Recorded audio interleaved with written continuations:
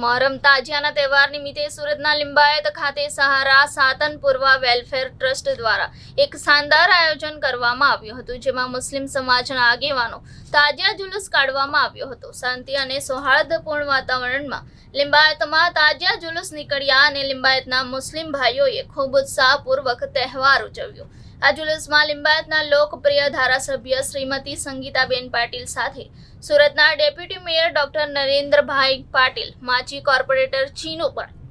મુસ્લિમ ધર્મગુરુ સૈયદ બાપુ, corporator વિક્રમભાઈ પાટીલ, કેસર અલી પીરઝાદા, નાસિર સિમેન્ટવાલા, સુરેશ સોનવણે,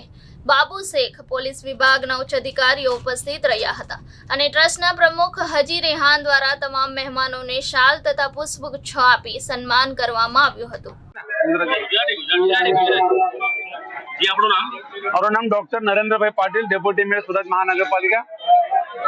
આજે પૂરા સુરત શહેરમાં જે મોહરમ તાજિયાનો જે ઉત્સવનો જે જલ્લોષ થઈ રહ્યા છે, એમાં અમે એક સુરત શહેર વતી સુરત મહાનગરપાલિકા તમામ મુસ્લિમ ભાઈઓને, હિન્દુ ભાઈઓને આજના તહેવારને હું શુભકામના મોકલું છું। જે આજે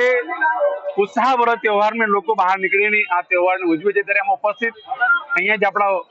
વચ્ચે પધારી ગયા છે લિંબાયતના લોકપ્રિય ધારાસભ્ય આદરણીય સંગીતાબેન પાટીલજી, તેમજ આપણી સાથે પધારેલા મારી સાથે સુરત શહેરના પૂર્વ ડ્રેનેજ કમિટીના ચેરમેન આદરણીય વિક્રમભાઈ પાટીલજી, પૂર્વ ડેપ્યુટી મેયર ડોક્ટર રંજનભાઈ પાટીલજી, આ પૂર્વ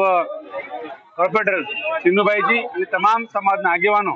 તેમજ આ કાર્યક્રમના આયોજક રહેમાનભાઈ સાથે બબ્બુભાઈ, શહેરના લઘુમતી મોરચાના મહામંત્રી સાથે તમામ સમાજના પૂર્વ આગેવાનો, તમામ પદાધિકારીઓને પણ આજના આ તહેવારના